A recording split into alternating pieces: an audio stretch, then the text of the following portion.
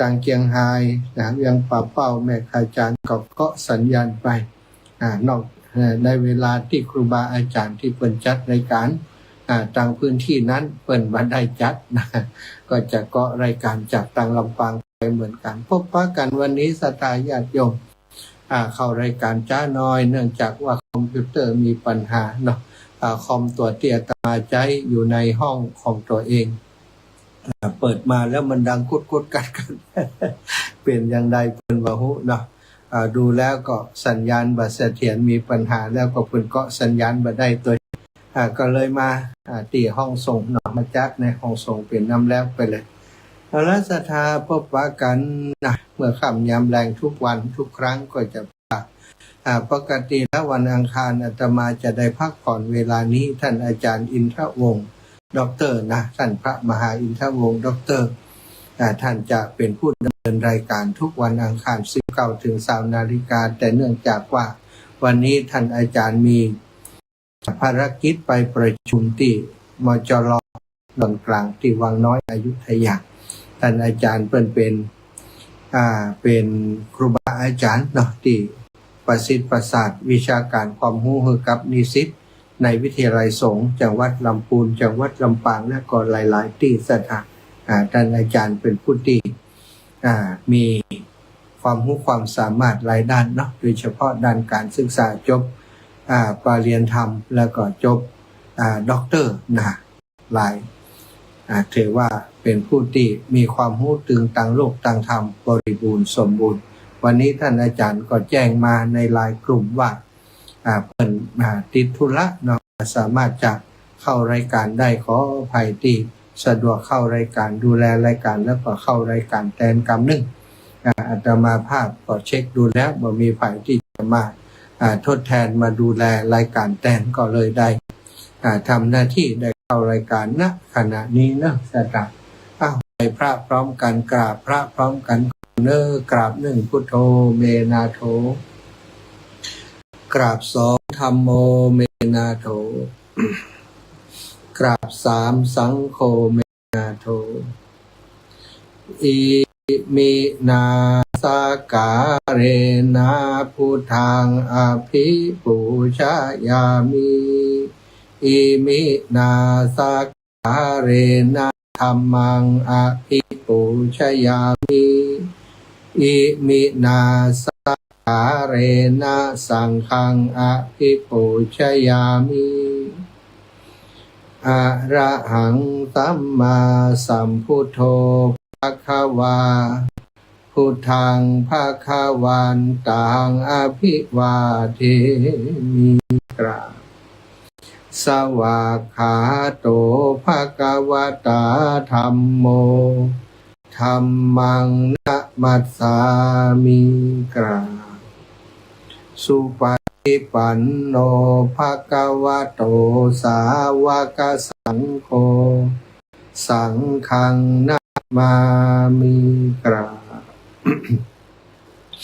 นะโมตัสสะภะคะวะโตอะระหะโตสัมมาสัมพุทธัสสะนะโมตัสสะภะคะวะโต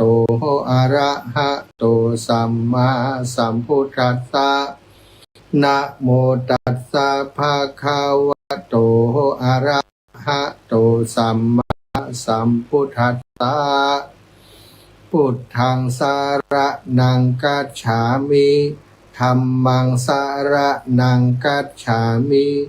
สังฆังสารนังกัจฉามิตุติยัมปิพุทธังสารนังกัจฉามิตุติยัมปิธัมมังสารนังกัจฉามิตุติยัมปิสังฆังสารนังกัจฉามิตติยัมปิพุทธังสารนังกัจฉามิตติยัมปิธัมมังสารนังกัจฉามิตติยัมปิสังฆังสารนังกัจฉามิ อิติปิโสภะคะวะอะระหังสัมมาสัมพุทโธวิชชาจารณะสัมปันโนสุขโตโลกาวิทูอนุตตโรปุริสธัมมะสารทิสัทธาเทวมนุสสังพุทโธภะคะวะติสวะภะโตภะคะวะตะธัมโมสันทิฏฐิโกอาคาลิโกเอหิปัสสิโกโอปานายิโกปัจจัตตังเวทิตาโพวินยูหิติสุปฏิปันโนภะคะวะโตสาวกสังโฆอุชุปฏิปันโนภะคะวะโตสาวกสังโฆยายาปฏิปันโนภะคะวะโตสาวกสังโฆสามิจิปฏิปันโนภะคะวะโตสาวกสังโฆญาติทางจัตตาริปุริสายุคานิอัฏฐปุริสปุคลาเอสะภะคะวะโตสาวกสังโฆอะหุนายโยปาหุนายโยทักขินายโยอัญชลิกะระนิโยอนุตตรังปุญญเขตังโลกัสสาติกราบพระพร้อมกันเนอศรัทธาญาติโยมกราบหนึ่งพุทธังวรันตังศิรสานะมามิ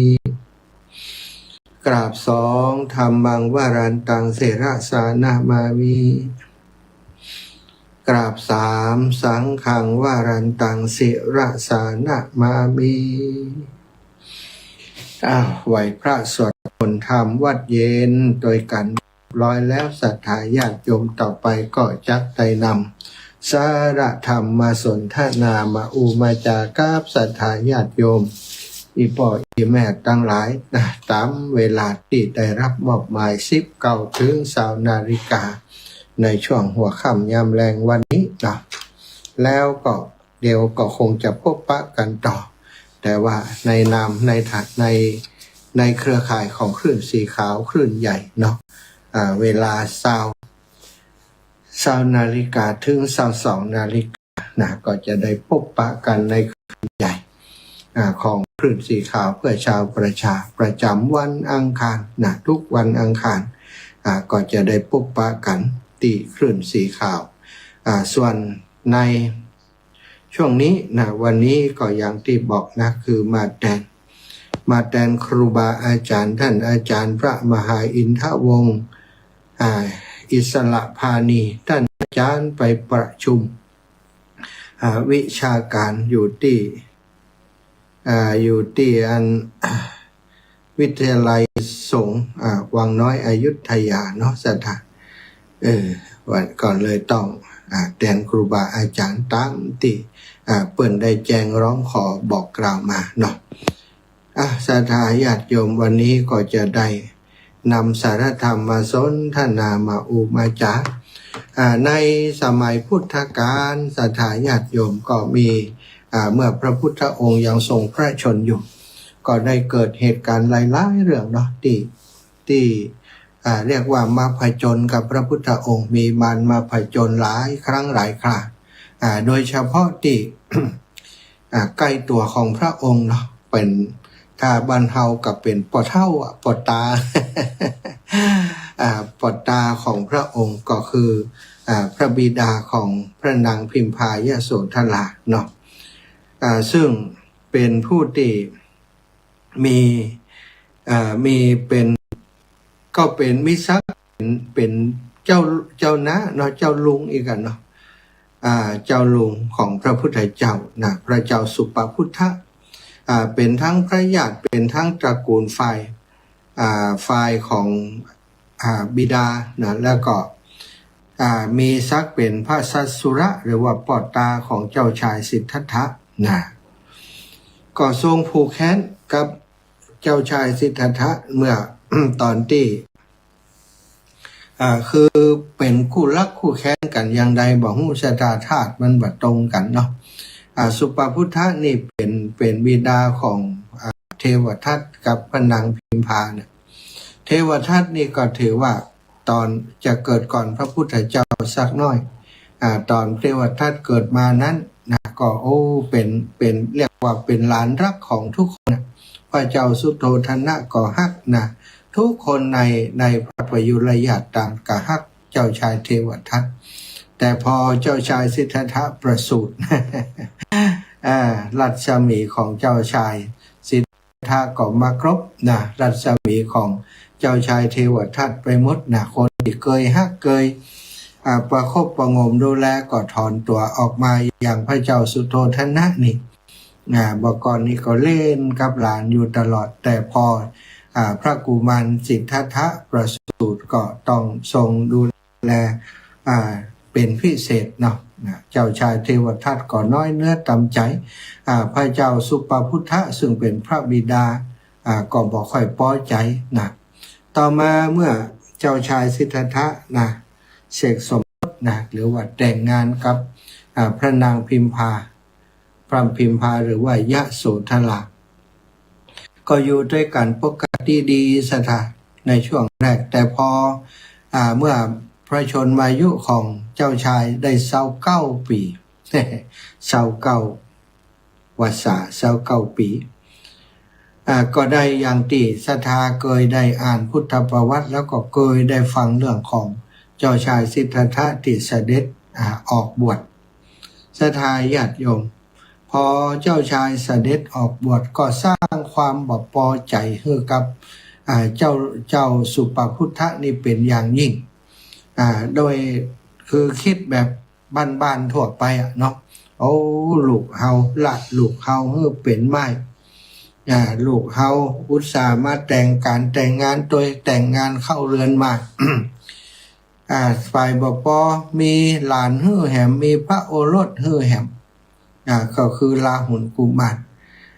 เจ้าชายสิทธัตถะนี่ยังหนีออกจากบ้านจากเมืองปล่อยลูกเฮาฮือเป็นไม้ช้ำใจสถาคนเป็นป่อเนาะคนเป็นป่อเมื่อลูกได้รับความทุกข์ป่อก็บ่พอใจจริงๆแล้วพระนางพิมพานี้ก็เข้าใจเจ้าชายสิทธัตถะอยู่เปิ้นมีบุญร่วมกันมาเปิ้นฮู้ว่าเจ้าชายมีความปรารถนาที่อยากจะบรรลุมรรคผลนิพพานความที่เปิ้นเคยสร้างบุญกันมาก็บ่ค่อยมีปัญหาเท่าใดเปิ้นก็อดทนข่มใจพระนางพิมพานี่พอเจ้าชายสิทธัตถะออกบวชเปิ้นก็ทำตัวเหมือนนักบวชเหมือนกันหนุ่งผ้าย้อมฝาดนะกินข้าวเพียง2 มื้อทราบว่าเจ้าชายปฏิบัติอย่างใดเปิ้นก็ปฏิบัติอย่างนั้นสถาญาติโยมนอนบ่นอนใดที่สูงนอนเจ้าชายนึกถึงว่าเจ้าชายเปิ้นนอนอย่างใดเนาะนางพิมพาก็อยู่อย่างนั้นนอนอย่างนั้นโดยความลำบากซึ่งก็อยู่ในพระเนตรพระกันโดยในสายตาของเจ้าสุปพุทธะผู้เป็นบิดาพอหันลูกตัวเองทุกอย่างอันก่อนช่ำมักโคตรแทบนะโคตรคือเจ้าชายสิทธัตถะนะโคตรขนาดนักเหมือนกับว่าถ้ากินได้ก็จะกินถ้าฆ่าได้ก็จะฆ่ากำเดียวเนาะสถาความโคตรที่มันเกิดขึ้นหันลูกตัวเองลำบากก็ยิ่งโกรธโกรธเป็นฟืนเป็นไฟโกรธมากขึ้นติ๊กๆเนาะศรัทธาความโกรธบัดได้รับการทำความเข้าใจเป็นทิฏฐิมานะส่วนตัวของเจ้าสุปพุทธะซึ่งก็คงจะเป็นเว้นเป็นกรรมที่เคยทำต่อกันมาก่อนต่อมาเมื่อพระพุทธองค์ทรงเสด็จไปกรุงกบิลพัสไปโปรดพระปัจจุรญาติศรัทธาญาติโยมเจ้าในวันนั้นพระพุทธเจ้าไปบิณฑบาตเสด็จไปบิณฑบาตพระเจ้าสุปพุทธะนี่ก็ได้ไปนั่งดื่มสุราขวางทางที่จะไปบิณฑบาตเพื่อบ่ให้พระพุทธเจ้าเสด็จผ่านศรัทธากล่าวคำเยาะเย้ยนานาประการว่าสัพพะศรัทธาที่เป็นกรรมที่บ่เหมาะสมด่าพระพุทธเจ้าบริพาท ว่าเป็นคนบาดีอย่างโน้นอย่างนี้ทิ้งลูกทิ้งไปอ้างตัวว่าเป็นพระพุทธเจ้ามาขอเข้าปืนกินอย่างอี้นะตกนรกมกไม่ ด่าเนาะเมาเหล้าด่าเต็มที่แล้วเนาะ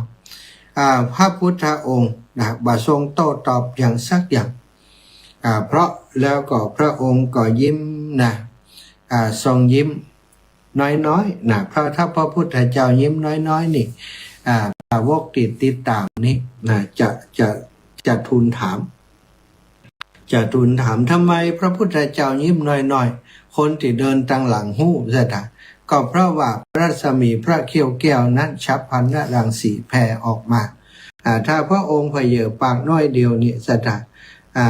พระรัศมีของพระเขี้ยวแก้วเนี่ยพระทนพระเขี้ยวแก้วของพระองค์นี่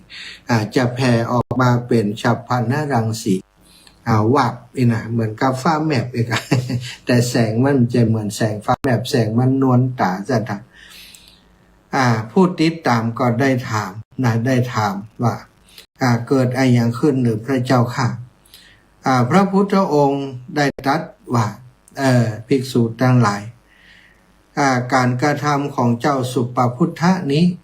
เป็นการกระทำที่ทำให้ตัวเก่าต้องได้รับความลำบากนับจากนี้ไป7 วัน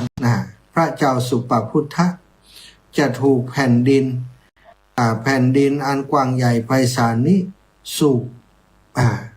ที่เชิงบันไดปราสาทของตัวเองสถากรรมที่พระพุทธองค์ทรงบอกคือกับภิกษุทั้งหลายนั้นก็ได้ยินไปถึงหูของเจ้าสุปพุทธะนะเจ้าสุปพุทธะพอได้หูแล้วก็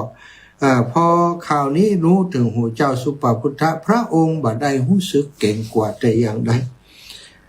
กับยิ้มแล้วก็คิดในใจคิดในใจว่าเจ้าชายสิทธัตถะสิทธัตถะตรัสคำไหนบ่เคยคืนคำแล้วมักจะเป็นอย่างที่เขาว่าทุกอย่างดีแล้วหากเขาสามารถซ่อนตัวบ่ฮื้อไปที่เชิงบันไดได้ตลอด7 วันกำอู้ของเจ้าชายสิทธัตถะก็จะเป็นเท็จและก็จะเป็นผู้ชนะเขาจะเป็นผู้ชนะในอนาคตเจ้าสุปพุทธะบ่ได้นับถือว่าเป็นผู้ใดเจ้านับยังกล่าวว่าเป็นเจ้าชายสิทธัตถะแต่ความจริงเปิ่นเป็นผู้ใดเจ้าแล้วเนาะคนบ่ชอบก็บอกว่าบ่ใจนั่นแหละ จะว่าจะได้เข้าได้ละสถานแผนการควบคุมเพื่อจะบ่ฮื้อตัวเองโดนสูบโดนแผ่นดินสูบนั้นเจ้าสุปพุทธะสั่งฮื้อทหารสร้างป้อมปราการคุ้มกันอย่างเข้มงวดที่สุดเท่าที่จะทำได้สถานญาติโยมบันไดขึ้นปราสาท7 ชั้นบันไดขึ้นปราสาทอันสูงใหญ่ปราสาท7 ชั้นนี่ฮื้อลือบันไดแล้วก็ทางเชื่อมทั้งหมดออกทุกชั้นบ่ฮื้อมีบันไดเลยสถานมันต้องไปมาหาสู่กันแล้วว่าต้องเตียวขึ้นเตียวลงแล้วอยู่บนชั้น7ปุ่นปราสาท7 ชั้นห้องน้ำห้องท่ากับเข้ากับปะนางสนมกำนันตลอดถึงอมาเหสีลูกเต้าอยู่ด้วยกันพุ่นหมดอยู่ด้วยกันพุ่นหมดบ่ยอมคือจะบรรลงมาตลอด7 วันนั้นนี่ขึ้นไปประทับบนปราสาทชั้น7อันสูงใหญ่หรือบันไดทั้งหมดวางกำลังทหารมหาดเล็กประจำการทุกประตูพร้อมสั่งว่าเธอทั้งหลายหันขอสั่งไว้ว่าหากฉันนี้พยายามจะลงไปข้างหลังบอกว่าด้วยเหตุผลใดหมู่เธอทั้งหลายช่วยกันจับตัวฉันไว้อย่าให้ฉันลงไปช่วยกันเม็กไว้เลยมัดไว้เลยจะไปให้ลงทำได้ก็ทำได้ครับเธอจะไปกลัวฉันว่าต้องกลัวว่าฉันจะคูอย่างถ้าภายใน7 วันนี้ภายใน7 วันนี้ฉันจะลงไปนี่เธอช่วยกันเม็กช่วยกันจับไว้วางทหารตีประตูสถาขนาดเอาบันไดออกแล้วก็ยังให้ทหารเฝ้ายามตีหน้าประตูบ่ให้ตัวเองจะได้ลงออกจากประตูไปได้นี่วางแผนไว้เป็นอย่างดี เหตุการณ์เป็นอย่างไรต่อสัทธาวันแรกก็ผ่านไปโดยดีตั้งอันเจ้าสุปพุทธะกินอยู่อย่างอิ่มหนำสำราญบนนะยิ้มหย่องผ่องใสนะยิ้มในใจก็ยิ้มในใจกินเหล้ากินอาหารนะกินเหล้าเข้านาลีอยู่บนปราสาทชั้น7นะนึกก็ยิ้มในใจว่าเขาจะต้องเอาชนะเจ้าชายสิทธัตถะอื่นใดเนี่ยบอกว่าพระพุทธเจ้า เพราะว่าเขาไม่ชอบพระพุทธเจ้าเนาะสัตว์ห้องว่าเป็นเจ้าชายเขาจะเอาชนะเจ้าชายคือใดหวานวันที่2ก็ผ่านไปวันที่3ก็ผ่านไปสัตว์พระเจ้าสุปพุทธะก็จิบสุราอยู่บนชั้น7นะมีเครื่องประโคมดนตรีเริงรมต่างๆสะล้อซอซึงคับขานกันอยู่ตั้งบนเวินนะคนกายไปถึงนั้นก็วังของเจ้าสุปพุทธะปราสาทของเจ้าสุปพุทธะนี่ช่างเรื่นเริงเหลือเกิน ได้ข่าวว่าพระพุทธเจ้าทรงทำนายว่าวันที่7จะถูกแผ่นดินสุกที่บันไดปราสาทก็บาหานว่าพระเจ้าสุปพุทธะจะทรงเก่งกว่าแต่ประการใดบ่ได้กว่าแต่ประการใดเลยนี่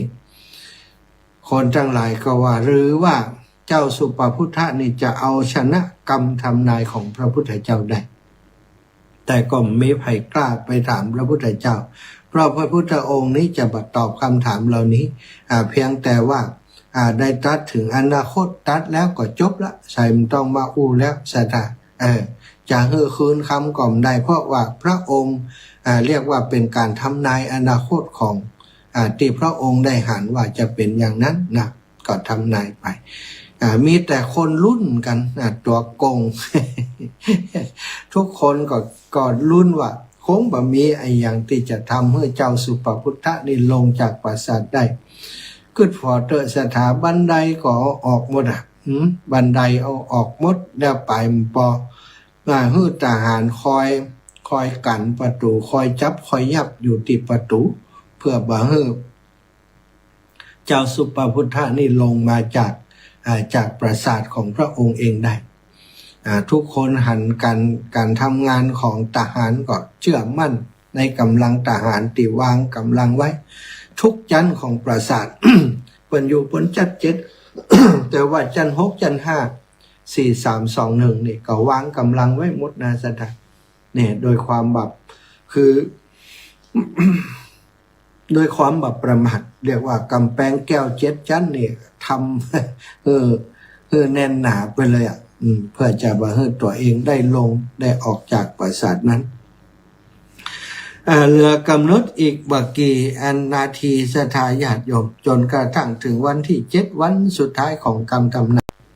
เจ้าสุปพุทธะก็ยิ้มย่องพองใสตื่นเจ้ามาบอกว่า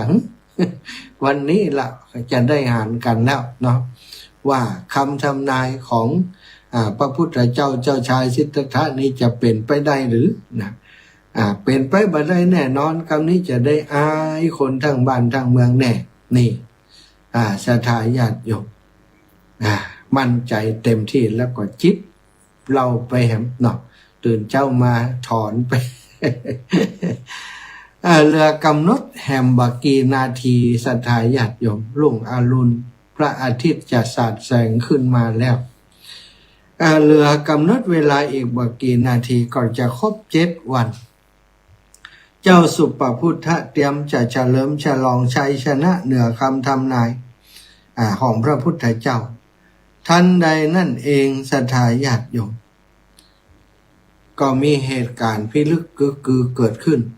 นะปกติแล้วม้าทรงของพระเจ้าสุปพุทธะนี่ติดตัวโปรดติดใจอยู่ประจำฮักมาตอนนี้นะหักขนาดไปไหนก็ขนาดมาเอาขี่ม้าตอนเนี้ยไปแล้วมันเป็นม้าติหูกรรมเลี้ยงเป็นพิเศษเลี้ยงอย่างดีเลยสัตตาฮือกินฮืออยู่ฮือรับฮือนอนมีคนเฝ้าคนดูแลอย่างใกล้ชิดดินบ่ฮือไตรไล่บ่ฮือตอมยุงบ่ฮือครบอยู่ห้องถ้าบ้านเฮาเดี๋ยวนี้ก็คงจะนอนห้องแอร์บนละมั้งเนาะม้าของเพิ่นตัวนี้เนี่ย ปรากฏว่าทันใดนั้นเองม้ามงคลของพระเจ้าสุปพุทธติผูกไว้ใต้ปราสาทเกิดคุ้มข้างขึ้นมาอย่างบ่ทราบสาเหตุนะอยู่ดีๆก็คุ้มข้างขึ้นมาร้องคำรามด้วยความเจ็บปวดอย่างสาหัสนะบ่เคยได้ยินเสียงร้องอย่างอีกคำแต่ร้องแบบรุนบกรุนเตี่ยอย่างเจ็บปวดทรมานร้องสะท้านเนี่ยเสียงม้ามจากนะ ทุกคนได้ยินเสียงกระตกใจเสียงดังก้องไปถึงบนปราสาทชั้น7ของเจ้าสุปพุทธนะมาตอนนี้นอกจากร้องแล้วก็ยังวิ่งไปชนสิ่งของต่างๆข้างหลังปราสาทยังบ้าคลั่งศรัทธาญาติโยมบ่มีทหารคนใดกล้าที่จะเข้าไปสยบม้าตอนนี้ได้น่าจะบุกจะตีก็บ่ได้จะใช้ปืนยิงก็บ่ได้เพราะเป็นม้าทรงที่เปิ้นเสียงที่เปล่งสาธุค่ะศรัทธาญาติโยม เปิ้นก็พอได้ยินเสียงอย่างอันเนาะเสียงนั้นดังขึ้นไปถึงปราสาทชั้น7ของเจ้าสุปพุทธะซึ่งทำให้เจ้าสุปพุทธะนี้ลืมทุกอย่างไปหมดเลยลืมว่าตัวเองกำลังสั่งทหารว่าให้อารักขาไว้ทุติปราสาทว่าให้ตัวเองได้ลงจากปราสาทลืมเรื่องนี้ไปหมดสถาญาติอยู่ก็วิ่งออกไปวิ่งออกไปเพื่อจะลงไปพอมาปรากฏว่าทหารที่สั่งไว้เนี่ย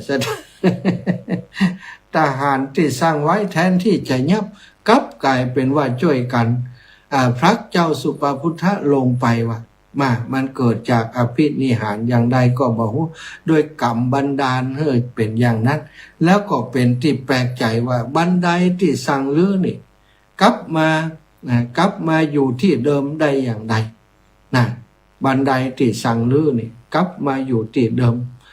เท่ากับว่าตั้งแต่ปราสาทชั้น7ลงมาถึงชั้นที่1แป๊บเดียวเหลือเหมือนกับลงลิฟต์สตัก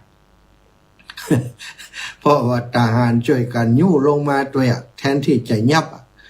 กลายเป็นอย่างอันไปหมดนี่อันนี้คือกรรมนำซะกรรมชักนำกรรมหนุนนำกรรมพลักบาปกรรมพลักลงมาจะได้ญาติโยมแป๊บเดียวก็มาถึงธรณีประตูปราสาทชั้นลุ่มเลยตามที่พระพุทธองค์ทรงทำนายแผ่นดินอันกว้างใหญ่ไพศาลทหารที่เฝ้ายามก็บ่สามารถจะทัดทานไว้ได้ลงไปถึงลุ่มพุ่นแล้วเพื่อจะไปดูม้าทรงในวินาทีที่พระบาทแตะลงพื้นดินณเชิงบันไดปราสาทแผ่นดินที่หนา840,000 โยชน์ก็แยกออกเป็นช่องสถาแผ่นดินมันหนาเท่าใดแยกออกเป็นช่องเปลวไฟจากอเวจีมหานรกพุ่งขึ้นมาและก็สูบเอาร่างของพระเจ้าสุปพุทธะลงไปในธรณีทันทีก่อนที่เวลาของวันที่7จะหมดลงเพียงบักกี่นาทีสถาวันที่7นับเอาตั้งแต่ตอนเจ้านั่นนะเนาะสถาปล่อยแม่ตั้งหลายอันนี้คือกรรมที่เปิ้นได้กระทำไว้เหตุการณ์นี้ถูกบันทึกไว้ในคัมภีร์อัตถกถาเป็นหนึ่งในกรณีศึกษากรรมและก็อนาคตที่สะเทือนใจที่สุดในประวัติศาสตร์พุทธศาสนาพระพุทธเจ้าทรงคาถาบทหนึ่งไว้ในเหตุการณ์นี้ว่าไม่ว่าจะอยู่ท้องฟ้ากลางมหาสมุทรหรือซอกเขาซอกซอนเข้าไปในหุบเขาก็ไม่มีสถานที่ใดบนโลกนี้ที่คนเราจะไปยืนอยู่แล้วหลีกหนีพ้นจากผลกรรมที่ตนทำไว้ได้นี่เหมือนกับบทกลอนที่ว่าจะซ่อนกายในกลีบเมฆกลางเวหาซ่อนกายากลางสมุทรสุดวิสัยจะซ่อนตัวในป่าเขารำเนาไพรณที่ใดพ้นความตายนั้นบ่มีศรัทธาญาติโยมที่ไหนมันจะพ้นจากความตายนั้นบ่มี โดยเฉพาะทำกรรมนักไว้อย่างที่พระพุทธองค์ทรงทำนายนี้ก็เพราะว่าได้ทำกรรมนักกับพระพุทธเจ้าผู้เป็นเนื้อนาบุญของโลกนะสถาจึงได้ประสบเคราะห์กรรมถึงขนาดนี้มนุษย์เฮามักเข้าใจผิดว่าการควบคุมอนาคตคือการวางแผนจัดฉากปัจจัยภายนอกคือเป๊ะที่สุดนะสร้างกำแพงให้สูงที่สุดหรือว่าจัดการคนรอบข้างให้ได้ดังใจแต่พระพุทธศาสนาชี้ให้เฮาหันว่าเฮาบ่สามารถควบคุมปัจจัยภายนอกคือผลกรรมอดีตได้เลยสิ่งเดียวที่เฮาควบคุมได้จริงคือสติและการกระทำในปัจจุบันของเฮาพระเจ้าสุปพุทธะคุมทหารได้ควบคุมปราสาทได้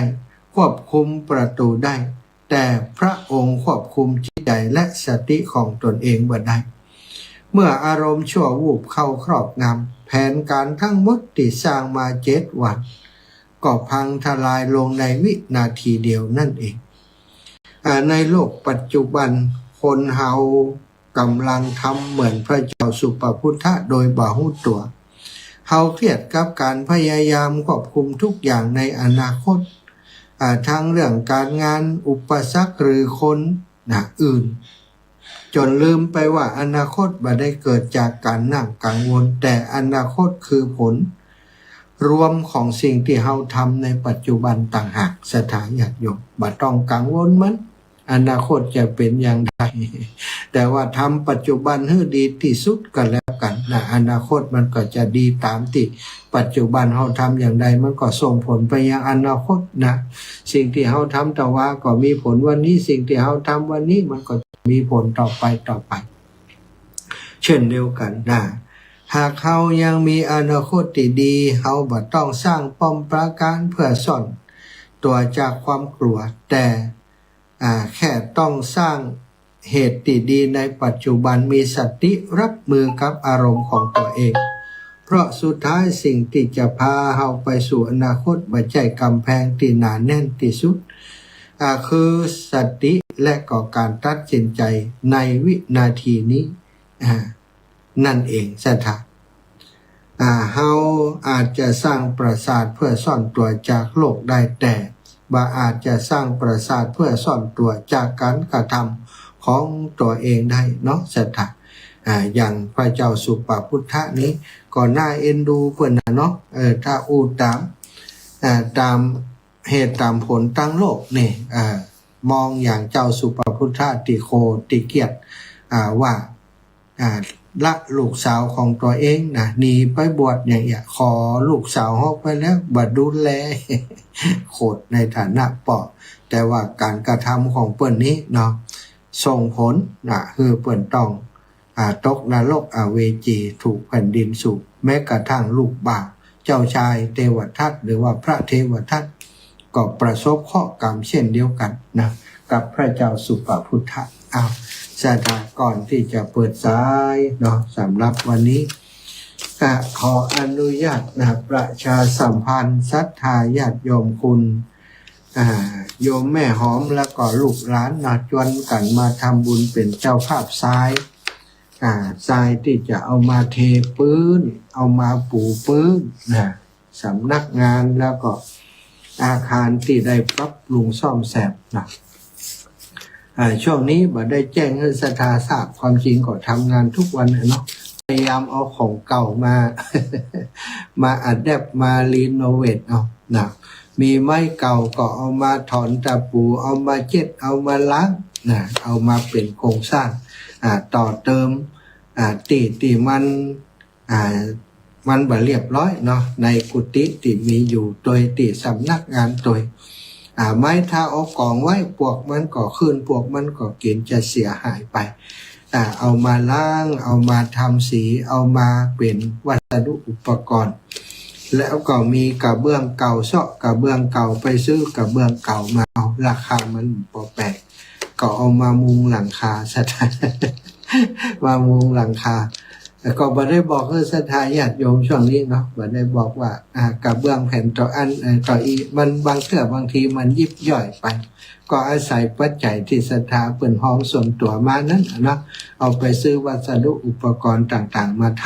ำคนใกล้ชิดอย่างญาติโยมแม่หอมเขามาวัดบ่อยหันอาตมาทำงานก็บอกว่าอันต้องการอย่างบอกเนื้ออีนะก็เลยบอกเพิ่นว่าตอนนี้ต้องการทรายจะเอาทรายเอาหินแล้วก็เอาปูนมาเทส่วนติดต่อเติมไปแล้วก็จะได้ปูกระเบื้องตัวโยมแม่หอมเพิ่นก็ได้ ถวายทรายเนาะก็แม่หอมเป็นเจ้าภาพ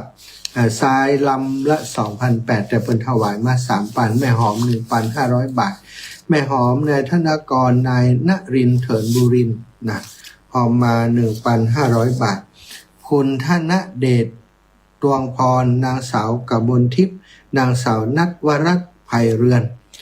คุณทนจตุพรจรัสจากกรุงเทพมหานครนะได้ห่วมบุญหอมบุญมาแห่ง 1,500 บาทเป็น 3,000 บาทเนาะแล้ววันนี้ไปบิณฑบาตที่บ้านฟ่อนบ้านปงบ้านฟ่อนบ้านฟ่อนบ้านศาลาหลวงบ้านปงแสนทองศรัทธาญาติโยมขอถวายปัจจัยนะแม่ย่าจันสมเส้นทองหลางถวายปัจจัยส่วนตัวมาแม่ย่าเรียบวางสมบัติก็ถวายส่วนตัวมาแม่อัมพาก่อสุขทวีกุลและครอบครัวก็ถวายปัจจัยมานางวลีแม่วลีพุ่มดวงนะก็ถวายเปิ่นตาลขันเข้าโดยเนาะแม่ย่าอุไรอภิธัญญากรคุณโยมอารีสิทธิบุญธรรมบ้านศาลาบัวโอ้อันเปิ่นอันแหมซองของอีแม่บ่ได้เอามาอ่านนี่นะโยมพี่อารีสิทธิบุญธรรมนี่แม่พลอยเนาะแม่พลอยฉิมพีกับโยมแหมคนก็ฝากปัจจัยมาเปิ่นหอมอันที่ดินหอมที่ดินหอมผ้าป่าไปเมืองฝางเดี๋ยวก็อ่านนั่นชั่วโมงต่อไปเนอะเพราะชั่วโมงนี้บ่ได้เอามาโดยสิในห้องส่งก็ขออนุโมทนาบุญและขอบคุณกับทุกคนเนาะที่สนับสนุนร่วมบุญช่วยเหลือกันมาก็วันที่12นี้นะจะไปตานผ้าป่าที่เมืองฝางตอนนี้ก็จะมีญาติโยมติดตามลำโดยไปศรัทธาพี่น้องบ้านโป่งใต้บ้านจูดปงเหนือปงใต้บ้านจูดนะแม่บัวคลี่แม่บัวเรียวแม่บัวลอยนะ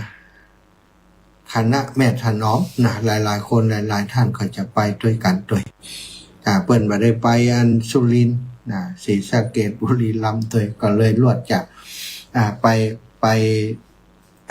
ตานพระป่าที่วัดพระพุทธบาทอุดมน้ำบ่อสวะเป็นพระป่าหาทุนซื้ออุปกรณ์เครื่องส่งของสถานีวิทยุคณะสงฆ์อำเภอฝางเครื่องสีขาวเพื่อชาวประชาอำเภอฝางเนาะสถานใครจะไปโดยก็แจ้งมาได้เนาะออกเดินทางประมาณตีห้าเกินไปถึงพุ่นประมาณ9 โมง 10 โมงแล้วก็จะได้ไปแวะแอวสักที่2 ที่แล้วก็จะไปถวายผ้าป่าประมาณ 13-14 นาฬิกาที่วัดพระพุทธบาทอุดมน้ำบ่อสวาแล้วก็จะเดินทางกลับเนาะเอาละศรัทธาญาติโยมอูไปอูมาก็เปิดสายให้ศรัทธาญาติโยมได้โทรเข้ามาแล้วนะ0808844173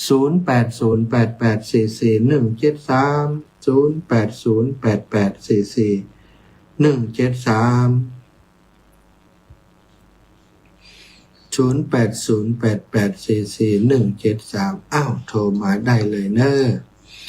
ขอบคุณแม่ครูอาลีพันธ์ศรีวิริยะไมวันพรุ่งไปที่ไหนไปวันพรุ่งนี้จะไปสีหมดเก้ากับหนองยางเนอะมีโยมถามมาวันพรุ่งนี้จะไปบิณฑบาตที่ไหนสีหมดเก้ากับหนองยางเนาะสีหมดเก้ากับหนองยางใกล้กันสถานสีหมดเก้ากับหนองยางบ้านสีหมดเก้าบ้านหนองยางโทรศัพท์ดีแล้วกะเจ้าดีละขออนุโมทนาบุญธรรมะเอาแรงนิดหนึ่งเจ้าเมื่อคืนนี้เนอะเจ้าแม่เจ้าฟังอยู่เจ้าที่เจ้าฝนกระตกปล่อยๆกะ เจ้ามีอยู่ฝนมีอยู่ อื เจ้าม ต่างประเทศก็ตกหนักอาละตอนประมาณสักบ่ายโมงกึ่ง2 โมงนี่ อ๋อเจ้า จ้ะ เจ้าราชการเจ้า สาธุโยมแม่นะวันนี้ก็เนี่ยการตากฝนนะ บัดตากฝนฮะออกไปก็ตกมดเม็ดใครตกก็ตกปล่อยมันตกไปเนาะตากฝนแค่ฟ้องก็คงเป็นอย่างก็ กว่าจะเป็นวัดแต่ว่าตากเมินก็ได้เนาะตากฝนแล้วก็มาส่งน้ำทำงานถ้าอยู่บ่ได้มันง่อมเนาะก็ทำอย่างที่เนี่ยได้พัฒนาได้ซ่อมแซมใดก็ทำไปสถานมาอยู่ที่วัดบรรพตสถิตนี้ก็มาช่วยงานครูบาอาจารย์อาจารย์เพิ่นก็มีหน้าที่ไปงานวิชาการไปประชุมของคณะสงฆ์เพิ่นอาตมาภาพที่อยู่ที่นี่ก็ได้ช่วยดูแลเรื่องของดูแลเรื่องการบูรณะปฏิสังขรณ์กุฏิของอาคารส่วนใหญ่ก็จะทำในจุดที่อาตมาภาพอยู่เนาะก็คือตั้งร่มติศรัทธาญาติโยมเคยมาทำบุญนั้นขอบคุณศรัทธาติดตามรับฟังรายการทางบ้านอยู่ขณะนี้นะคุณโยมสมขวัญใจน้อยแต่ว่าใจเพชรใจดีนะคนนี้คุณโยมสุแก้วคำอ้วนแม่สุแก้วคำอ้วนศรีโพธารามอย่างเนิมสาหลับปีแล้วก็แม่สมศรีใจบุญเวียงป่าเป้าคุณโยมชุติการรอดพยัญชนะอันนี้อนุโมทนาบุญมาทำกับข้าวกับป่ามาทำความสะอาดทุกวันปีการเนาะชุติการรอดพยัญชนะแสงทิพย์คุณโยมอย่างนี้มีทรงกะเสียงทิพย์เสียงธรรมที่เปล่งแสงนำทางผู้ฟังครับสาธุนะมีสงฆ์เนาะมีสงฆ์อาตมาอ่านภาษาอังกฤษมันใครเก่ง ชาพิษก่อสุมมาอัมไพเนอร์บัดได้ตั้งใจล้อเลียนแม่พิษสมัยเขื่อนคำแสนกราบไหว้สาเจ้าติดตามธรรมะอยู่ชัดเจนดีนะเจ้าสาธุเนาะแม่บัวขี้ทัพโพกราบไหว้สารับชมอยู่เจ้า